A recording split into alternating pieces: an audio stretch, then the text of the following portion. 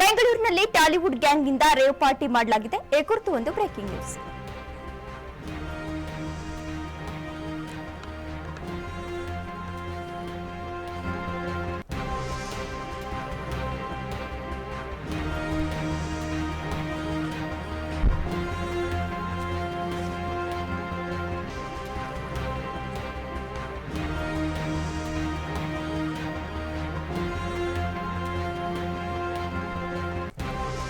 ಬೆಂಗಳೂರಿನಲ್ಲಿ Tollywood ಗ್ಯಾಂಗ್ನಿಂದ rave party ಮಾಡಲಾಗಿದೆ.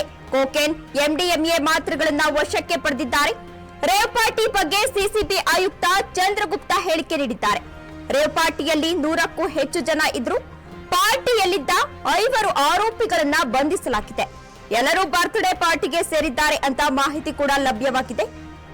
ಬೆಂಗಳೂರಿನಲ್ಲಿ ಟಾಲಿವುಡ್ ಗ್ಯಾಂಗ್ನಿಂದ ರೇವ್ ಪಾರ್ಟಿಯನ್ನ ಮಾಡಲಾಗಿದೆ. ಕೋಕೇನ್, ಎಂಡಿಎಂಎ ಮಾತ್ರೆಗಳನ್ನ ವಶಕ್ಕೆ ಪಡೆದಿದ್ದಾರೆ. ರೇವ್ ಪಾರ್ಟಿ ಬಗ್ಗೆ ಸಿಸಿಬಿ ಆಯುಕ್ತ ಚಂದ್ರಗುಪ್ತ ಹೇಳಿಕೆಯನ್ನ ನೀಡಿದ್ದಾರೆ. ರೇವ್ ಪಾರ್ಟಿಯಲ್ಲಿ 100ಕ್ಕೂ ಅಧಿಕ ಜನ ಇದ್ರಂತೆ. ಪಾರ್ಟಿಯಲ್ಲಿದ್ದ 5 ಆರೋಪಿಗಳನ್ನ ಬಂಧಿಸಲಾಗಿರುವಂತದ್ದು. ಇನ್ನು ಎಲ್ಲರೂ ಬರ್ತ್ಡೇ ಪಾರ್ಟಿಗೆ ಸೇರಿದ್ದಾರೆ ಅನ್ನೋ ಮಾಹಿತಿ ಕೂಡ ಲಭ್ಯವಾಗಿದೆ. ಬೆಂಗಳೂರಿನಲ್ಲಿ ಮಾದಕ ವಸ್ತುಗಳ ನಿಯಂತ್ರಣ ಕಾರ್ಯಾಚರಣೆಯನ್ನ ನಡೆಸಲಾಗಿತ್ತು. ನಗರದ ಹೊರವಲಯದ ಫಾರ್ಮ್ ಹೌಸ್ ಅಲ್ಲಿ ಮಾದಕ ವಸ್ತುಗಳನ್ನ ಬಳಸುತ್ತಿದ್ದಾರೆ ಎಂಬ ಮಾಹಿತಿ ಮೇರೆಗೆ ಕಾರ್ಯಾಚರಣೆಯನ್ನ ಮಾಡಲಾಗಿತ್ತು. ಜೊತೆಗೆ ಬೆಂಗಳೂರಿನಲ್ಲಿ ಟಾಲಿವುಡ್ ಗ್ಯಾಂಗ್ನಿಂದ ರೇವ್ ಪಾರ್ಟಿಯನ್ನ ಕೂಡ ಮಾಡಲಾಗಿತ್ತು. ಸಿಸಿಬಿ ಅಧಿಕಾರಿಗಳಿಂದ ದಾಳಿಯನ್ನ ಮಾಡಲಾಗಿದೆ. ಸ್ಥಳದಲ್ಲಿ ಕೆಲವು ಮಾದಕ ವಸ್ತುಗಳು ಕೂಡ ಪತ್ತೆಯಾಗಿರುವಂತದ್ದು. ಫಾರ್ಮ್ ಹೌಸ್ ಅಲ್ಲಿ ಶ್ವಾನ ದಳದ ಮೂಲಕ ತಪಾಸಣೆ ಕೂಡ ಮಾಡಿಸಿದ್ದಾರೆ. ಸುಮಾರು 3:30 ಸಮಯದಲ್ಲಿ 100 ಜನ ಮಾದಕ ವಸ್ತುಗಳನ್ನ ಬಳಕೆ ಮಾಡಿಕೊಂಡಿದ್ದಾರೆ. ಮಾದಕ ವಸ್ತುಗೆ ಸಂಬಂಧಪಟ್ಟವರು 5 ಜನರ ವಿರುದ್ಧ ಪ್ರಕರಣ ಕೂಡ ದಾಖಲಾಗಿದೆ. ಎಲೆಕ್ಟ್ರಾನಿಕ್ ಸಿಟಿಯಲ್ಲಿ ಆರೋಪಿಗಳನ್ನ ಬಂಧಿಸಲಾಗಿದೆ. ಬೆಂಗಳೂರು ನಗರದಲ್ಲಿ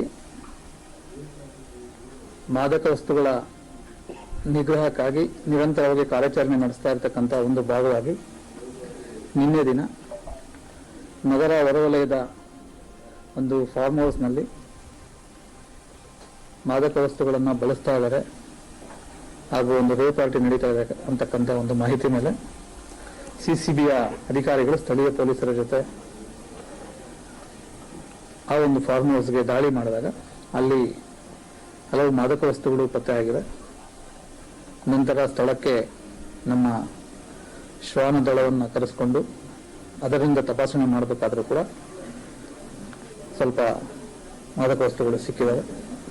ಸುಮಾರು 100 ಜನರು ಇದ್ದಂಥ ಆ ಒಂದು ಫಾರ್ಮ್ ಹೌಸ್ನಲ್ಲಿ